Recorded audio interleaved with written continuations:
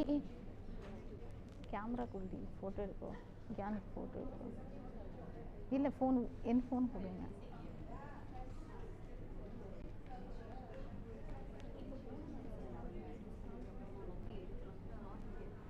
Fine fine I'll take it leave இல்லை நான் எடுத்துகிற விடு இட்ஸ் ஓகே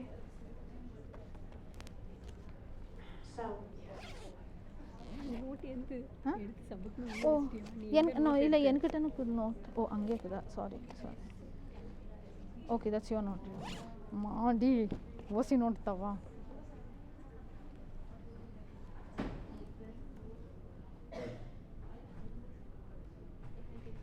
ஓன் ஃபோனில் என்னத்தை இது பண்ண ஆஃப் ஆயிடுச்சு screen. For our 1 p.m. session, it's a full house from Bangalore. We have 3 speakers. So before they start their talk, allow me to introduce these 3 amazing speakers. So first we have Ranjani Swaminathan. I hope I said it right. She is a senior mentor of technical staff. An active learner, passionate about innovating optimal solutions and keeping herself updated with latest technologies. She has 10 years of experience. I'm shaking.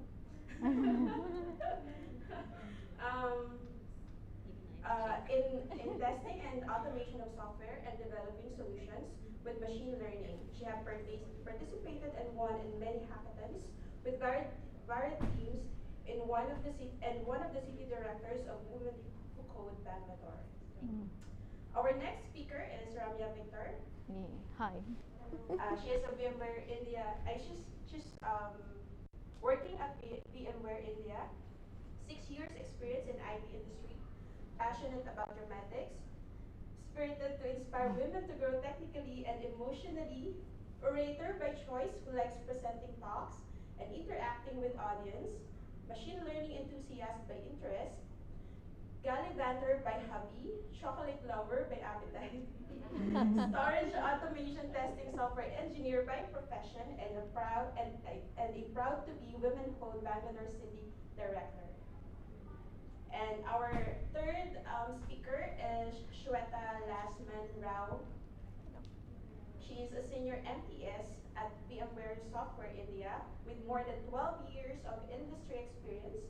She holds a master's degree in computer applications and has a passion on high availability. She has presented her research papers at national and international conferences in the areas like IoT, blockchain, and has been a motivational speaker in different conferences. She is one of the city director of Women Hold Bangalore and winner of #ApplaudHer 2019 for exhibiting her technical and leadership skills to bring the difference in the community. So let's all welcome our 3 speakers for today for the Hybrid Journey crowd.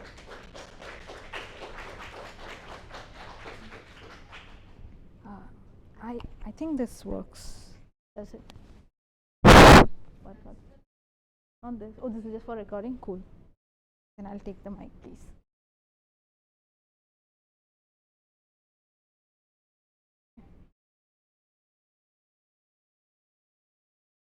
So good afternoon, everyone. Thanks for making for the talk.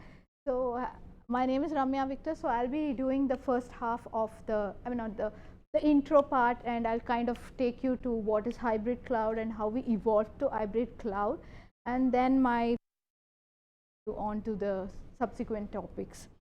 So let's start. So since our talk is more about the journey of hybrid cloud, so we should know how life was before and after cloud came. So that exactly explains the journey, right? So that is kind of well depicted in this picture. So if you see, life before the cloud was predominantly dominated by the data centers. So the data centers are nothing but the huge servers with huge compute storage interconnected by the networks, which were kind of residing in a on-premise environment. And then after cloud, what exactly happened? There were multiple other clouds, like cloud variations like the private, public, and hybrid. So the cloud evolved over the time, and we had the various subclasses of the cloud. So this is exactly a simple pictorial representation of what was life before and after cloud came into existence. So let's move on to what we are going to talk today about, hybrid cloud. So what exactly is hybrid cloud? So if you just Google about what is hybrid cloud, most of you will come across a very interesting picture of what is hybrid cloud. So it would just tell that a hybrid cloud is nothing but a blend of your private cloud and the public cloud, and maybe occasionally it would be involving a local data center. So this public cloud and private cloud, because hybrid cloud is made up of these two components, right? So we need to understand what exactly is this public cloud and private cloud. So we pretty much know what is the data center, that is the legacy part. So when I tell public cloud, it is basically having, like, you don't have to invest on an infrastructure, like buy huge servers, set up the network configuration in your on-premise. When I tell in your on-premise, suppose I am owning Google, I'm not, but I'm just telling, I'm owning Google, so I don't have to have huge servers, huge storage and network established in my campus to have all my computing happening, okay? So I can kind of reach out to, say, Amazon AWS. It is an ideology case. Google would not reach out. Google already has its own cloud called Google Cloud. I'm just giving a hypothetical situation. So Google will reach out to Amazon telling, you have AWS, so you have infrastructure. Can I just lease out few of your infrastructure so that I don't have to maintain my own infrastructure? Right? So it can reach out to the service providers. So there are various public cloud service providers. So it can reach out and tell them that I need resources for certain amount of time, I'll use it, and then after that I'll give back to you. So you just price me for that duration. So you don't have your own infrastructure to maintain, have all of that headache. So that is basically where public cloud came into existence, because it had a lot of advantages as well as disadvantages associated, which we'll look into later. So the next aspect is the private cloud.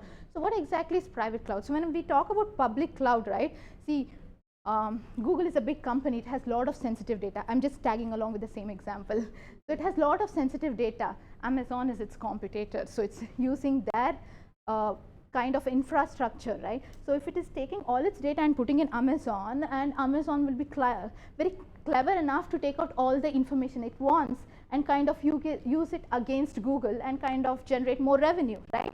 So there is no privacy of data. There's no security aspect involved, right? So some of the people were very hesitant when public cloud came out, like how would security be handled in that? So that's when a variation of private cloud came, where you could have a cloud infrastructure locally within your premise, where you don't have to have the traditional data center, but you can enhance it to a cloud infrastructure and do all the benefits what you get with public cloud locally, and have all your data behind the firewall. So there is security aspect involved. So you don't have to worry that someone is going to fish into your data and get all information. But it does have some of the disadvantage. So since you saw both of them have disadvantage and advantages, why not blend both and come up with something which is like the best of both world, right? So that is when hybrid cloud came into existence. So they thought, why not take the positive aspects of both and get the best and most out of it?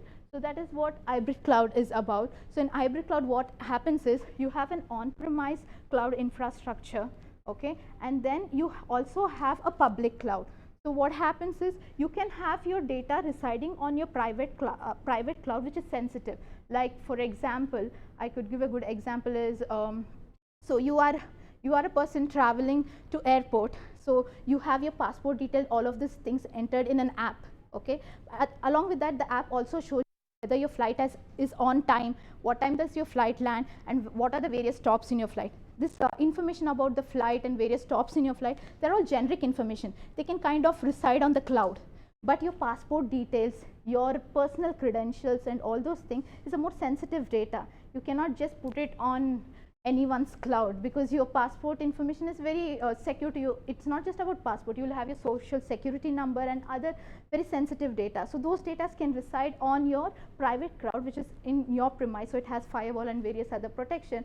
So that is like kind of sensitive data residing on your private, and your generic non-sensitive data residing on the cloud. So your single app can have the flexibility of having data on private cloud and public cloud and have a smooth transition, so it can operate in on-premise as well as it can operate on cloud. So there is a smooth mobility of the app between these two infrastructures of hybrid cloud. So you can take the best of both the world is what a simple example is. Probably one of my colleague will do into taking an e-commerce example and explain to you in detail. So I just want to give you a brief of how exactly it is. So as I told you, there are a couple of advantages and disadvantages associated with each of the public and private cloud. So if you look at public cloud, right, one of the good thing I want to state is about the scalability. So in public cloud, since I'm telling you that I need certain amount of infrastructure from you, so today I might tell that, so Google tells Amazon that I just want like 10 server, that's it. But tomorrow there is something coming up and they will want 100 servers. So they can just go and tell that, no, just spawn 100 servers for me, so that will be easy for me. So you can scale up and scale down. So you don't have a constraint that you're going to use only 10 servers, you're going to use only 100 servers. So that flexibility is there when you go to public cloud. So what is CAPEX? So CAPEX is that the cost. So when you talk about the legacy data centers, right, you had to buy huge servers, you had to do the network configuration, you had to have storage, and you had to have a person to manage that. And data centers are not easy to manage. You should have a good environment, cooling effect and all that. So a lot of cost was involved. Move to public cloud, you don't have to break head around that, because there's someone called service provider like AWS and Google Cloud. They used to do all that, and all this to charge us is for how much we are using, how much we are renting out from their actual physical infrastructure. So when it comes to reliability, the plus point was that they had something called disaster recovery. So in case one of their server goes down, they always had the ability to move all your infrastructure which you're using to another server. So the downtime was very, very minimal. So you don't have to worry like what if there was a natural calamity and what if your infrastructure gets spoiled, because they all handle it. So that was more reliable. So those are certain aspects of public cloud. But what was the disadvantage of public cloud that kind of evolved to private cloud was, one of the things was public cloud was not secure, right? So when you come into private cloud is more secure. So they kind of balance each other. So these are the few aspects of public cloud, and some of the few aspects of private cloud that I would like to tell is, see, their scalability is always a good thing, but in private cloud what happens is, in advance you have to go and tell to the service, I mean like you have to tell to people that this infrastructure I'm going to set up in my on-premise. So I'm going to decide that I'm going to have like 10 servers, and I'm just going to have so much resource, so much compute. So I predefine how much infrastructure I want. So I cannot just scale it off all of a sudden, right? Because I'm maintaining my private cloud. So it is not easy to scale off. So that is one big concern in private cloud. So that's why these are some of the attributes which kind of gave a birth for the hybrid cloud. So this kind of gives you a brief pictorial representation of it. So how, like you kind of got a brief gist of what is hybrid cloud. So let's see what is the evolution of hybrid cloud. So initially hybrid cloud's main intention was that we wanted to have the infrastructure support so that you don't have to maintain your local infrastructure, right? So you can go and lease out the infrastructure. So that was the first stage of hybrid cloud. So you tell the first evolution of hybrid cloud, the primary or the genesis phase was the infrastructure centric hybrid cloud, where the main focus was just to have a integration between the private cloud and public cloud, and you're kind of using the public cloud so that you don't have too much burden on security aspects. So you can use secure data in private and you can use public data in the public cloud, and there is a tunnel bridged between them, and basically for infrastructure reasons. So that was the first phase of the hybrid cloud.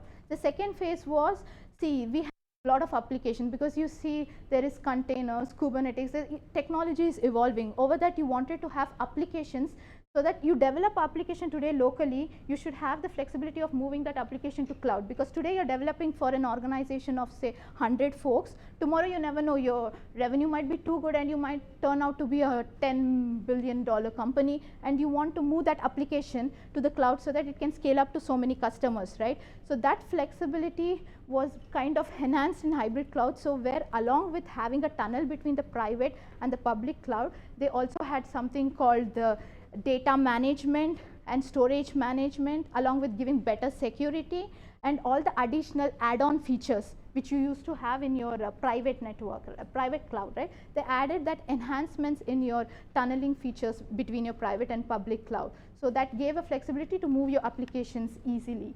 So that is the second phase called the application-centric hybrid clouds. And the third phase is called the API. So as cloud evolved, right, people were not happy with just one cloud or two cloud. There's something called multi-cloud concepts. So you could have an integration between the Google Cloud and the AWS, and there is a lot of multiple other cloud vendors. You can have an integration between them. So why you need to have integration? Because see, AWS offers me multiple APIs which might be useful for my business application, but there are certain APIs which only Google Cloud offers. So I want to use them. So I want to build an application which is a blend between these two clouds. So it's like a cross-cloud kind of an integration. For these kind of applications, I need to have a proper environment where I will use a container. So the Google API container will be separate and the AWS container will be separate, and my application is a wrapper around this. So this entire infrastructure should reside on my public cloud, say, which is provided by another service provider. So you have like 3 service provider, AWS, Google, and a service provider X, and your application is being residing on the service provider X, but the service provider X has 2 other different VMs which are the containers for interacting with the Google Cloud, another container for interacting with the AWS. So it's more of a multi-cloud environment. That was the third evolution, which is like using the APIs provided by the multiple clouds. And the fourth kind of evolution of hybrid cloud, which is still in progress, they're not like completely into its final phase, that is the data-centric cloud. So what exactly is data-centric is because machine learning is kind of in boom, people are not happy with just doing the API development or app development. There's huge amount of data lying around in the world, right? So for a very good example, when I was looking into this was, see, I'm a company, I want to do some analytics on weather forecast.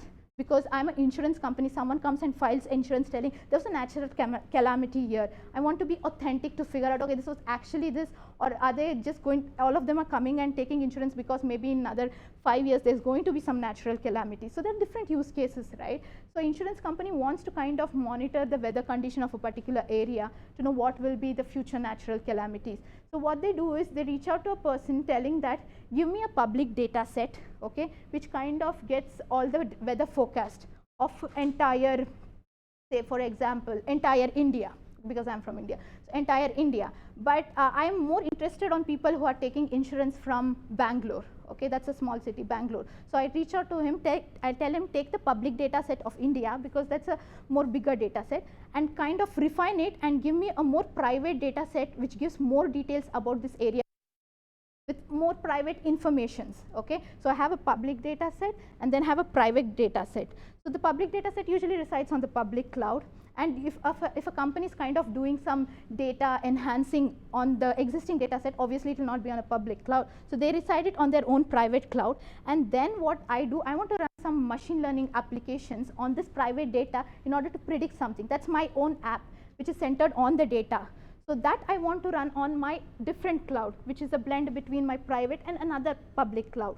So that app I want to keep it on another public cloud, which is basically doing processing on the data by interacting with the other clouds. So here the main, it is quite similar to the API centric, but here the main focus is on processing of data and kind of predicting. So it's around the data analysis.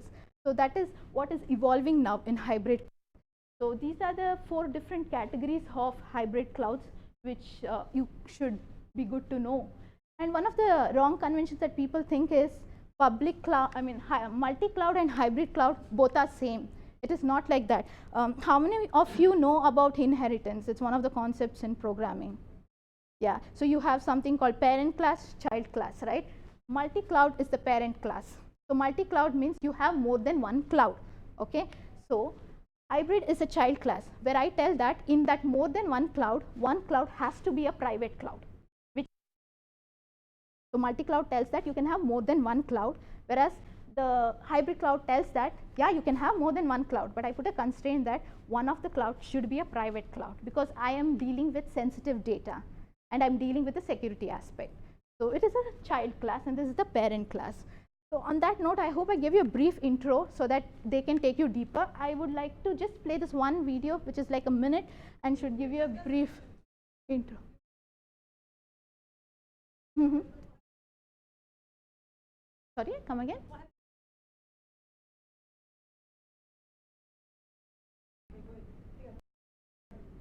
So that's why we don't have control over there, right? That's why we come with the private cloud concept. So whatever you are using, you're making everything reside on the public cloud, right? There is no protection because you're not telling that you're not telling, you're deploying, say, for example, a virtual machine on a public cloud. You are aware of virtual machine, right? So you deploy a virtual machine on a public cloud and you're having some sensitive data on it. So when you're deploying it on the public cloud, you do not have control in terms of telling that no other VM should access it. Mm. Mm. Mm.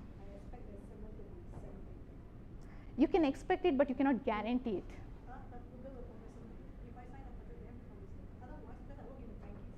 Mm-hmm.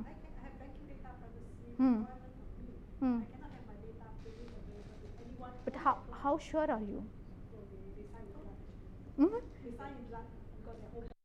Then that's what, how sure? Because recently there was a big issue where Google had issues in terms of they were kind of tracking what the customers are doing when they're browsing and all that.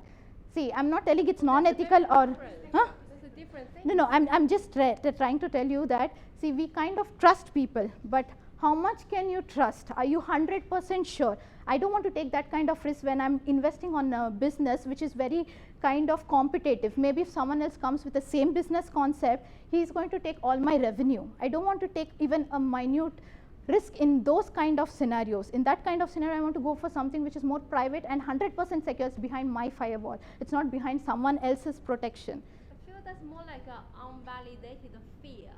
That's the fear you are talking about. But do you have any evidence actually showing what you fear about is actually happening? Because you are making this very, very absolute claim that private cloud is more secure than public. In public cloud, you have no control whatsoever.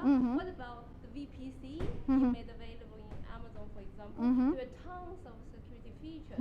Are you telling us that we shouldn't trust them? No, I'm not telling you shouldn't trust them. I'm telling it depends on each business case, depends on your sensitive data. They're like, you see, for example, I'm a developer, I'm just going to develop a basic website which is more of a blogging thing, and I want to do a startup on it. It's fine for me to keep it on a public cloud. It's not a big deal for me because he's giving me all the basic security aspect, telling that okay, I'm giving you the network, I'm giving you the storage, I'm giving you the basic security in terms of you're having your own isolated VM on which you reside your web server. Okay, you don't have nothing to fear about. So I have a good control. Okay, this is a simple application startup which I can keep on a public cloud. But when you talk about a more sensitive data, say for example, I could tell, okay, in terms of, see, VMware has something called VMC, that is more in terms of a private cloud. So what we do is I am giving my infrastructure for a company to keep all its medical records. So I'm telling you, I'm providing my infrastructure so that you can store all your patient history, all his detail, all his personal information as to whether he is HIV positive patient, HIV not positive, or however you refer it as. All those information you can keep on my database, which with my infrastructure on that. So if that data is kept on the public cloud, what I'm telling is there the network, the configuration across the different apps like virtual machines, you have the network configuration, all of those. You cannot configure that if I'm getting a traffic from a specific IP on my VM, block that IP information. So I have a website app residing on the VM. I tell that so many hits are coming from all the different IP. You allow all that. I can mention the rule like that. But when it comes to the TCP connection traffics, when I want to create a VLAN kind of a configuration and restrict my network traffic load to a very minute subset of IP, I'm telling that I don't want anyone else to kind of even enter to particular infrastructure which I have set up. Are you telling me that the security groups and knuckles and all of those existing features within Amazon, for example, cannot achieve that purpose? They give you the upper perspective, but they do not give you the granularity to modulate in a very deeper level. Okay, in your VMware solution, is it residing within your own infrastructure, then why do I trust the VMware versus the other providers more? No, that's what I'm telling. This is a more private cloud. We could have kind of told to put all our public data over to the public cloud. We wouldn't have come up with something new, because we could have told that he's already giving me a policy to create a private VLAN. I trust it, so you can use that itself. So we can kind of no need to have a private cloud, because there he gives me an option to create a private group. So I just use that private group and can move on with that. I don't have to do any TCP level configuration restriction at the subnet level. So I don't have to do that. Okay, probably we'll take it offline. That's good. Yeah. So to wrap up, I'll just play this video. This is really good on whatever I told. It will just give a brief. This is by JP Morgan. So hope it plays.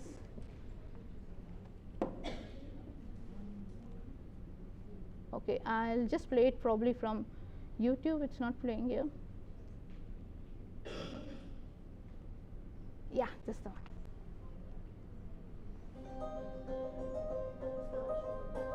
It's not showing? Oh, it doesn't get projected, or should I change the screen or something?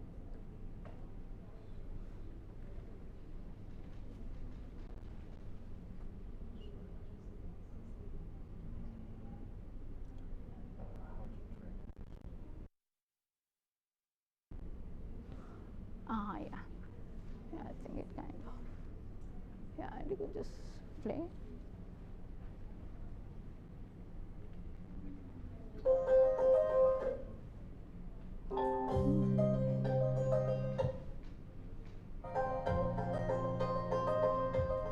Hybrid cloud is an approach where companies store data both on-premise as well as in the cloud. This has become increasingly important in my dialogue with clients, because what they've come to realize is that there's certain amounts of information that they actually want to keep on-premise, where they can know that that information is secure. But they also want the benefits of the cloud.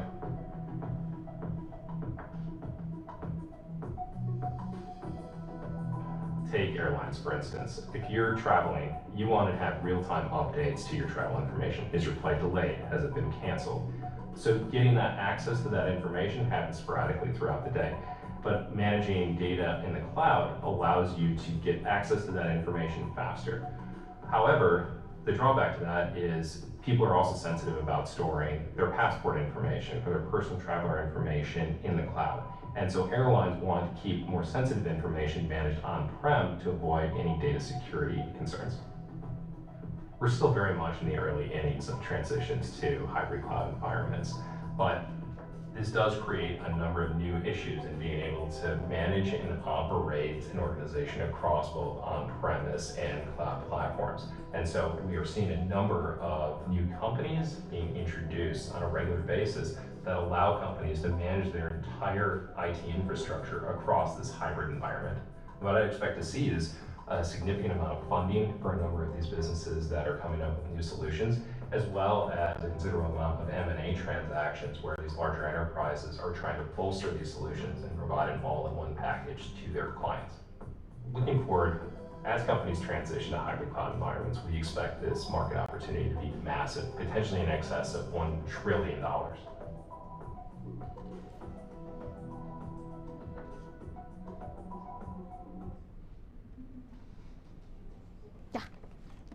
Run. Oh, sorry, I forgot.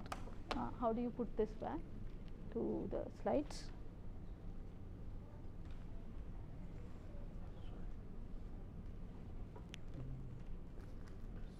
Do you have to close this and?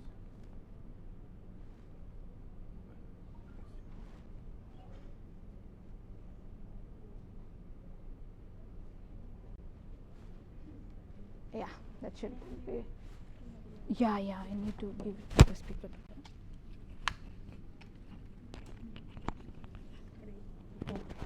You can just. Yeah.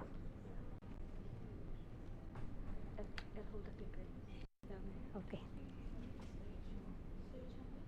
FI.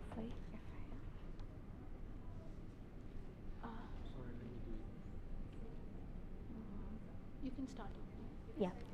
So we heard about the introduction to private cloud, public cloud and hybrid cloud. So what was the need for using hybrid cloud is that the applications that we develop have evolved over years. So when we had a physical servers and stuff like that, our applications were designed for running in physical servers and to scale up when by adding new infrastructure and stuff. When we have virtual machines, there were some extra features like we could have high availability, clustering and kind of stuffs which were made easy by virtualizing the hardware and making it highly available. Before this.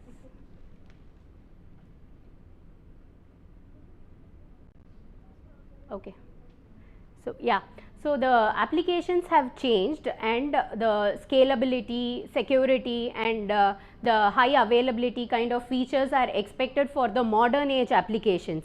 So we have containers and Kubernetes which are here and microservices architecture for having scalable applications that we have and stuffs like that have evolved over time.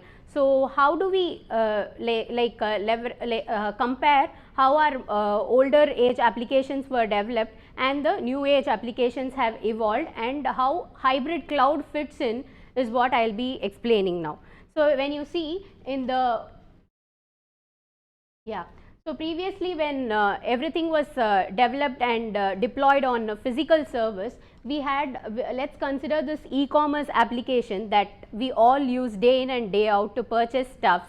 So where we go to a website, try finding for the products we like and order them, add to our cart and pay using our mobile apps or the web applications and get things delivered to us at our doorstep even without going and getting stuff. So that is the scenario that we are considering. How it would be deployed in a older scenario where we had physical servers. So all the tiers or the layers of the application like the front end which will interact with which the customer interacts to find the products, to select things and to get to know about the prices and all those stuffs and then also give back the orders. So that is the front end that we communicate with. That was also placed in the same physical server and we had different the number of servers which are hosting different applications like the middle tier which had the business logic and the data and the back end database and all those were placed in different physical servers. And then the LDAP information or sensitive information that are related to a particular user, those are placed separately and to have a different level of security at each level at the each tier. So that was the kind of architecture that we started off with. Then after virtualization came or things like that, we have VMs in place of physical servers that were available. So the virtual machine replaced the physical servers. So but the functionality remained the same, like the tiers were the same and the usage in the private cloud was the same. Then when we take an example now that we have a mobile application and a web application, both has to access the same application server, get details and show to the customers. So what we do is when the functionalities are can you go move to the next? Yeah, when the functionalities are when we have split of functionality and we separate the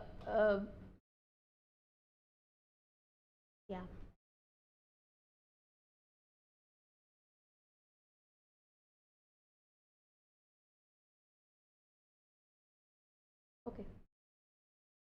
So this is what I told about the evolution of the applications where we had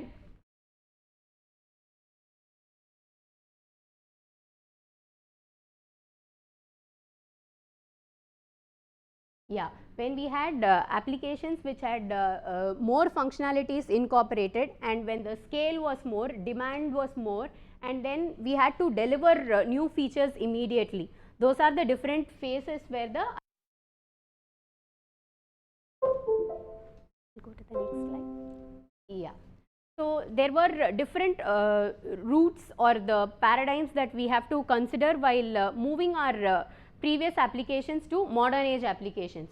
So the first thing is that we can maintain our platform as the same, and we can we can maintain the infrastructure as the same, and we can change the application, how we develop the application, that can be changed, like microservices can be introduced and all those things can be done. And the next one is like keeping the platform as keeping the app as unchanged, but we like move to a different environment. That can be done by moving to the cloud. And the next one is that we have a portion of our existing application in our private cloud, and the remaining portion of it in the public cloud. That is the hybrid cloud principle. And we can also like change the application to work for a on-prem, on the cloud. The complete re-architecturing of the application can be done. So all these requires various levels of effort.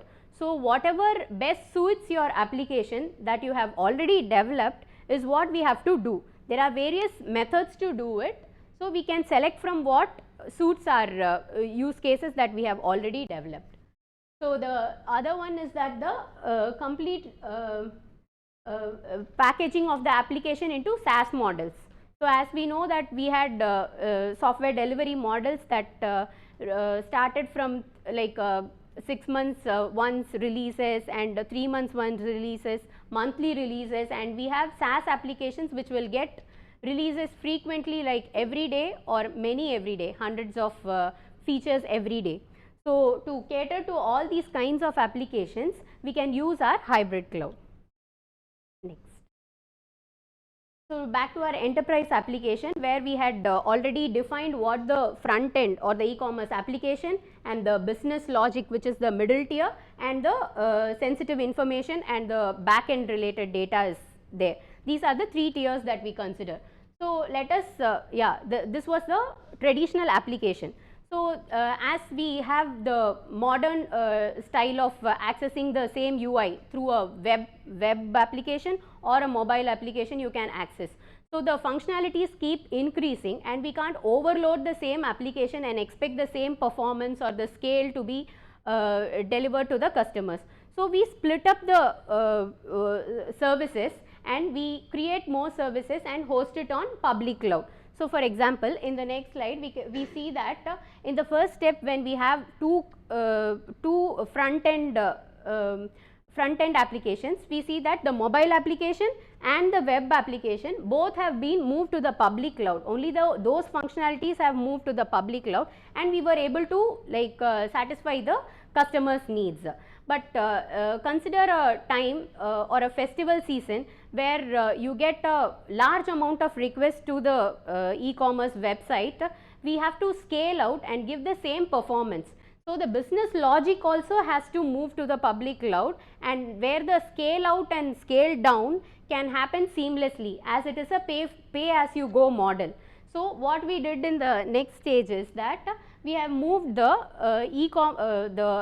business logic also to public cloud, and the sensitive data still remains in the private cloud. So it is not that the public cloud doesn't provide you the security, it is that we have control over the infrastructure also.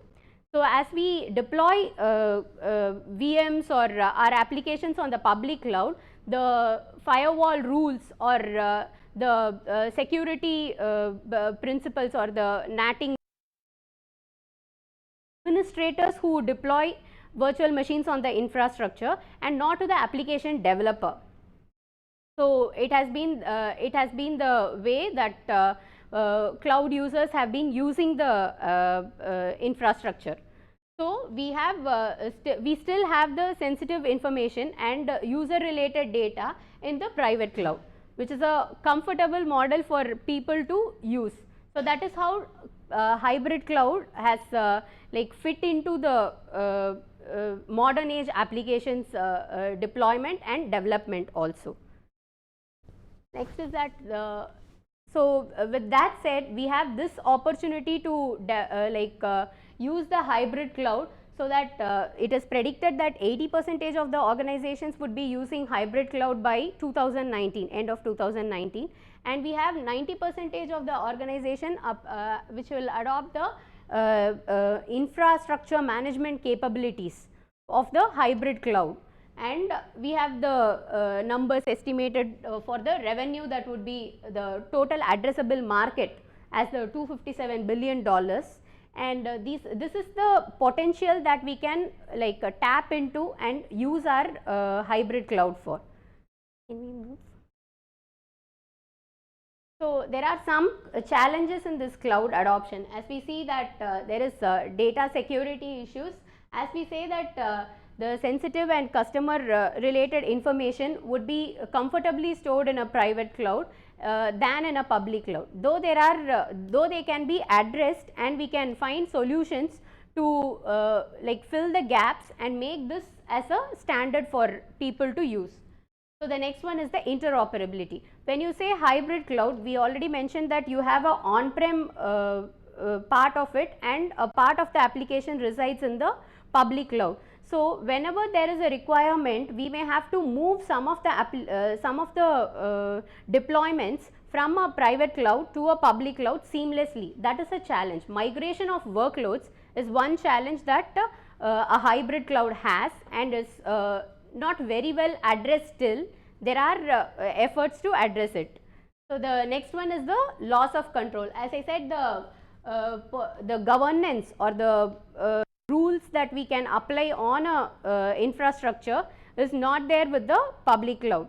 So it would be to the administrators who are the users of the public cloud, but not to the developers who are actually developing the applications. So the next one is the vendor ecosystem lock-in. So this is where when we have chosen one cloud, we may have the advantages of that cloud only, and we may not get the advantages that are available in the other cloud. As Ramya mentioned, we have seen the AWS. AWS has certain advantages, and GCP has certain advantages. When you don't have the interoperability or ability to use the multiple clouds seamlessly, we wouldn't be able to tap into the potential of each of the clouds. So if you use AWS, you get only those advantages. If you use GCP, you have only those advantages. If I should have some applications which need to run on AWS and some that has to run on GCP, I should have the ability to choose between the clouds and also interoperate between the clouds. So that is the vendor ecosystem lock-in. And cost savings, of course, the cost savings that we get by using the pay-as-you-go model, and not the traditional model where we invest in upfront on our resources. And the re-architecture. So as I mentioned, the applications that have been developed already has to suit to the modern cloud, and we have to make architecture changes in those applications. So the compliance. So every company would have several compliance policies. So those can be enforced by the company in whatever way they want, and they do not have to like depend only on the security that is offered by the cloud. They have control over it. So these are some of the challenges which, when addressed, would make hybrid cloud a feasible option for anybody to use and have applications hosted seamlessly. Can we move? So when we say we have hybrid cloud, so we don't, so for example, if we use only AWS, we have a dashboard that AWS gives, which gives the details about the workloads which are running and the metrics that are collected from it. You can track the usage of the cloud, how efficiently you have used the cloud, and is there anything, is there any resources that are getting to depletion, and should I deploy more of the VMs or applications to have my customer not facing any breaks in the application, or like to mention that there is high availability of the application. So that is the first part. So when you have multiple clouds, you may have to manage the operations of the cloud, and you should have a visibility into the cost. Like if you have deployed some 100 VMs and you are not using those 100 VMs to its full potential, it would be a loss even after using public clouds. So every organization should also have these details available to them. So when business is making decision, these details are important. So this should be available on all the clouds. If you have a private cloud, it would have a different way to manage and monitor the cloud and check the cost. The public cloud have a different dashboard. So we may have to have a single pane which would show the details about both the clouds that you are managing. That would be an efficient way. And we have talked more about the governance, security, and so the applications which are deployed on the cloud, that also should be monitored. Like if you deploy a e-commerce application, the virtualized infrastructure on which it has been deployed, like the servers or the virtual machines, those metrics also have to be monitored, and how the application, the e-commerce web application or the database or the business logic, all those things performs is also a point of concern for whoever deploys it. So that should also be taken care. So and automation, when you say that you are scaling out or scaling in the applications, you may have an option to decide based on cost. Which cloud should I deploy more workloads to, or which cloud should I deploy, like reduce the deployments and use the other one. So these are the various various paradigms that we have to consider while managing all the clouds. So can we move to the next? Yeah. So that is related to the applications that we have developed so far. So there are various applications that are targeted for the future. Like if you see advanced analytics, so as she said, there is a lot of data around which we can do some analytics and get some useful insights to drive business more to achieve more revenue and satisfy more customers. So that is one of the future advancements that can be achieved using hybrid cloud. And you have the other self-service experiences where the user experience is enhanced with with the hybrid cloud.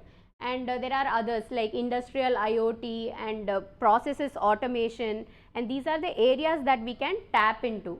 And my colleague Shwetha will explain more on the IoT and edge part of it. Thank you. Thank you, Ranjani.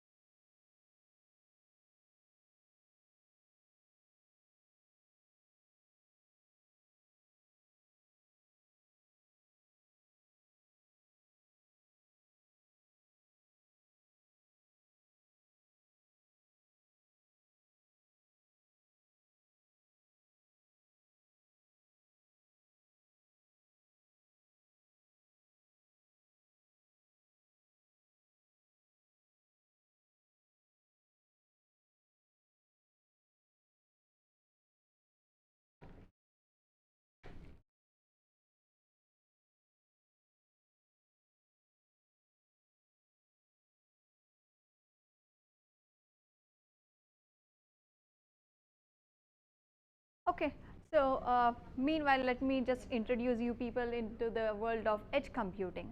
As you heard about public cloud, private cloud, and multi-cloud, all these areas, the next upcoming era is all about the edge computing. What is basically this edge computing?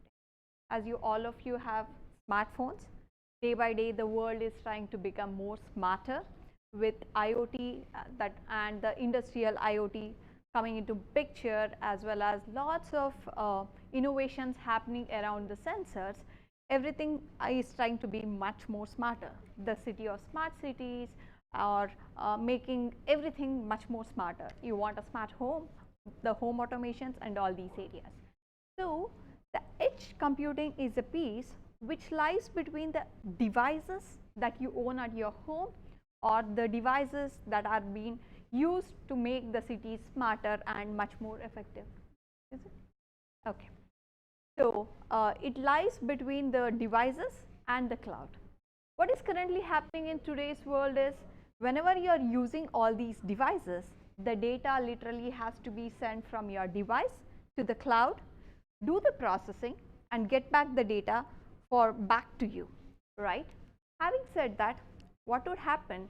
How many of you have heard about self-driving cars? Yeah. Okay. So I would like to go with self-driving car. But how much can you trust that it will not have accidents? As per the latest info that I have, so far the self-driving car which was experimented, which was drove about 200,000 kilometers, met with one accident in that 2,000 kilometers that it has driven. So how is it possible? Because we get to see like lots of accidents are happening, right, when even human does it. So basically the concept of how the devices are able to sense the data, process it and revert it back. So what will actually happen when you completely depend on your data to get processed with the cloud is the challenge with the network. There could be network latency, due to which your data the network is slow and you may not be able to process the data. So now coming to the cloud edge computing part, this is happening basically in terms of all your data that has to be processed at the cloud is brought closer to the device. So it could happen actually on the device or on a local computer or a server, which process the data and give back the result much faster, so that in terms of an accident is going to occur, it reverts back much faster to the devices, saying that okay, this is the next action that you have to perform, and that is the main aspect of edge computing. Recently I heard about a smarter dam project that is being worked on. So what these smart dam concept is all about is, whenever you they sense that the floods are going to happen and what is the amount of water that has to be released, all these things require the processing. They are basically using the sensors. So at this point they use the edge computing. Cloud computing has Okay.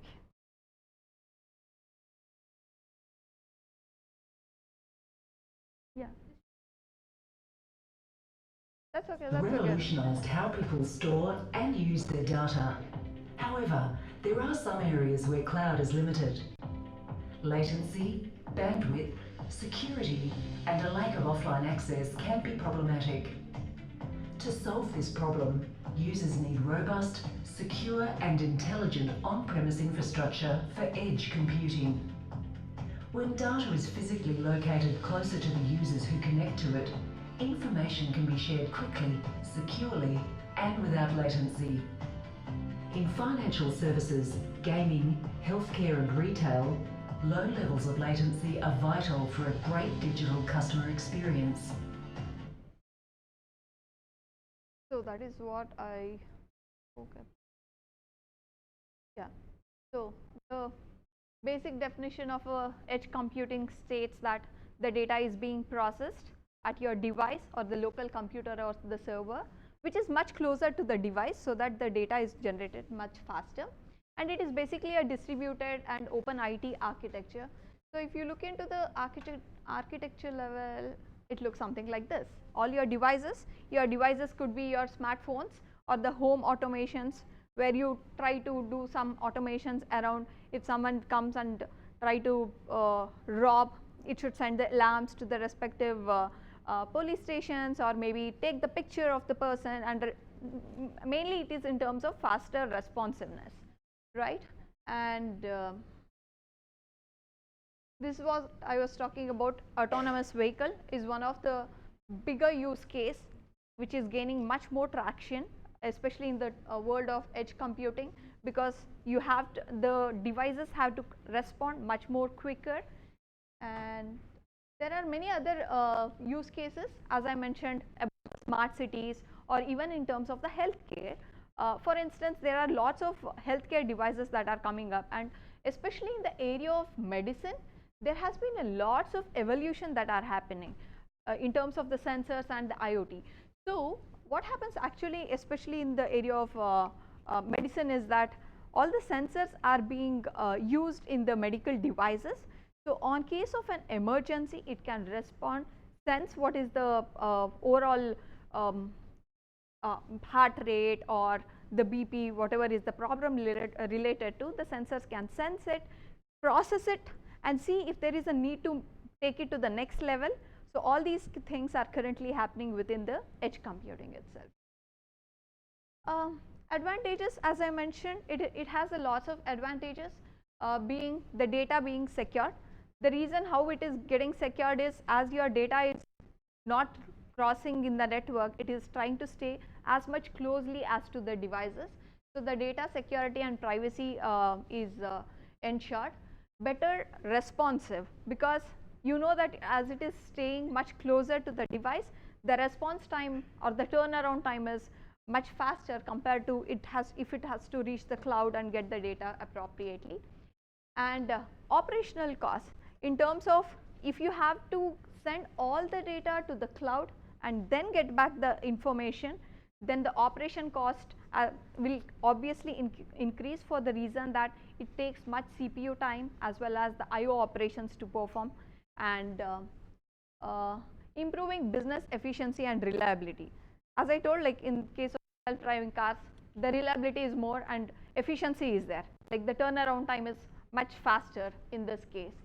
Scalability is one of the major challenge, especially in the area of IoT, for the reason that by 2020, IoT and industrial IoT is expected to be 1.5 trillion market, which means there are huge number of devices which are going to be consumed, and the overall IoT world is going to be evolved.